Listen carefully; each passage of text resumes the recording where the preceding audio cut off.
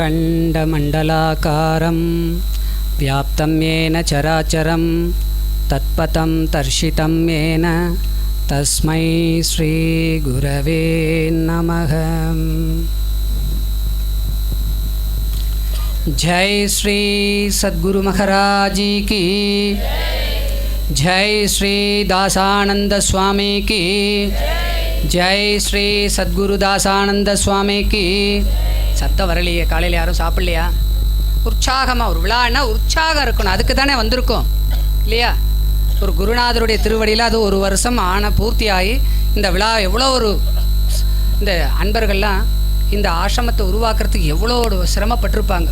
சென்னையிலேருந்து வந்து இடம் பார்த்து எல்லாம் பண்ணி ஒரு ஆசிரமம் அமைச்சு இதெல்லாம் அதுக்கு எத்தனை பேர் பங்கேற்று அதை எவ்வளோ பணி செஞ்சுருப்பாங்க. அப்போ இதை நமக்கு இதெல்லாம் யாருக்காக? குருநாதருக்காகவா? இப்போ நாமெல்லாம் அவங்க அடைஞ்ச அந்த ஆனந்தத்தை நாம் அடையணும் இல்லையா? அதுக்காக தான் குருநாதர்.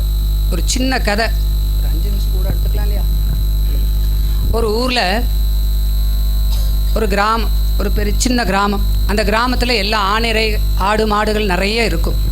அதில் ஒருத்தன் என்ன பண்ணுறான், எல்லா மாடுகளையும் ஓட்டிக்கொண்டு காட்டில் கொண்டு போய் மேய்ச்சிட்டு திருப்பி சாயங்காலம் கொண்டு வருவான். இது இப்படி தான் அவனுடைய நித்திய வேலை. அப்படி இருக்க பட்சத்தில் ஒரு நாள் மாடுகளெல்லாம் கொண்டு போய் விட்டுட்டு, ஆடு மாடு எல்லாத்தையுமே கொண்டு போய் விட்டுட்டு அவன் ஒரு மரத்தில் ஏறி புல்லாங்குழல் வாசிச்சிட்ருக்கான். யார்? அந்த மாட்டுக்காரன். சரியா?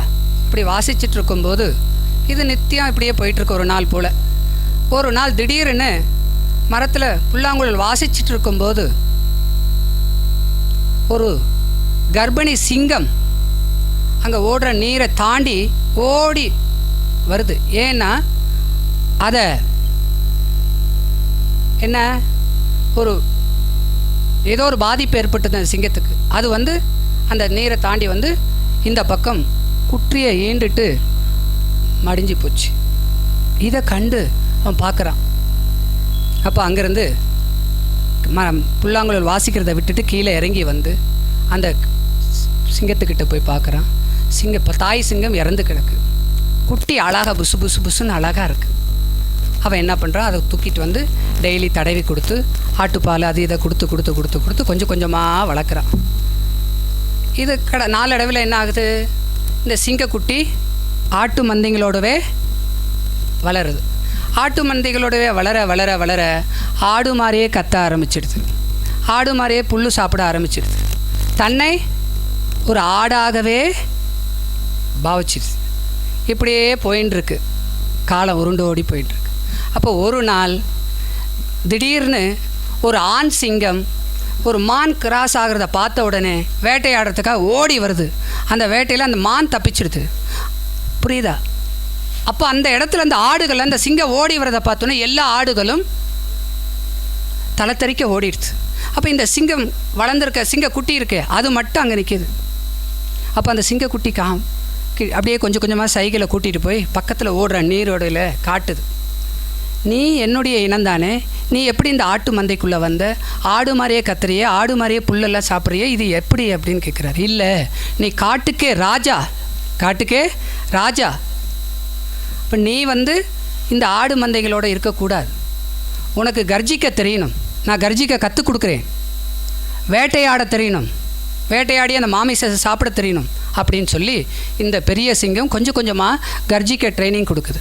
கொடுத்து கொடுத்து கொடுத்து கொடுத்து அதுக்கப்புறம் அங்கே ஓடுற ஒரு மானை வேட்டையாடி அதை மாமிசத்தை சாப்பிட கற்றுக் கொடுக்கும்.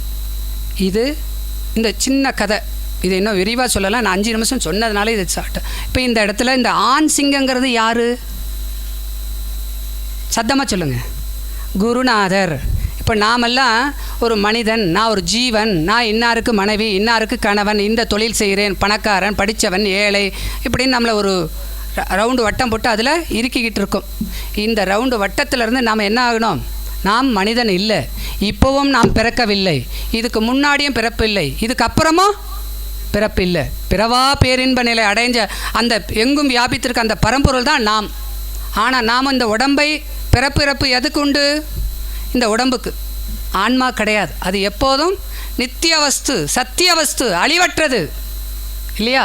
அப்பேற்பட்ட அந்த சத்தியத்தை உணர்ந்து வாழ்ந்து காட்டின அந்த குருநாதர் தான் அந்த ஆண் சிங்கமாக வந்து நீ இந்த உடம்பல்ல, நீ மனமல்ல, எங்கும் வியாபித்த பரம்பொருள் அப்படின்னு சொல்லி வாழ்கிறாங்க. எல்லா மகான்களும் ராமகிருஷ்ண பரமஹம்சர் சொல்வார், எல்லா ஊரில் இருக்கிற ஓநாய்களும் ஒரே மாதிரி தான் ஊளையிடும் அப்படின்வாங்க. அப்படின்னா என்ன அர்த்தம்?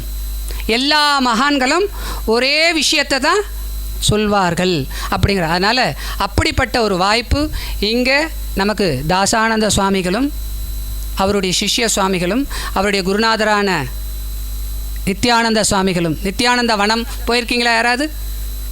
நித்யானந்த வனம் ரொம்ப நல்லா இருக்குது. அவர் தபஸ் பண்ண இடம், அந்த இடத்துல அவர் கைப்பட செஞ்ச ராமர் விக்கிரகம் எல்லாம் இருக்குது இன்னும் குகையெல்லாம். அந்த மாதிரி அந்த மகான்களுடைய அனுகிரகம் இல்லைன்னா, பகவானுடைய அனுகிரகம் ஒரு துளி கூட இல்லைன்னா நாம் இங்கெல்லாம் வந்திருக்க முடியாது. ஏன்னா அவங்க அழைப்பு வச்சு கூப்பிட்ருக்கலாம், பத்திரிக்கை அடித்து கொடுத்துருக்கலாம், ஃபோனில் சொல்லியிருக்கலாம், மெசேஜை பார்த்து வந்திருக்கலாம்.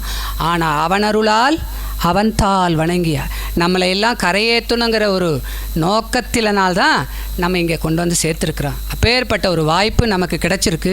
இந்த வாய்ப்பினை பயன்படுத்தி மேலும் நீங்கள் எல்லாரும் அந்த பிறவா பேரின்ப நிலை அடைஞ்சு அதுக்கு பாத்திரமாக ஆகணும் சொல்லி குருவருளும் திருவருளும் உங்களுக்கு அனுகிரகம் பண்ணணும் சொல்லி வேண்டி விரும்பி கேட்டுக்கொள்வேன். ஜெய் ஸ்ரீ சத்குரு மகராஜிக்கு. பாட்டு பாட சொன்னாங்க, பாட வச்சு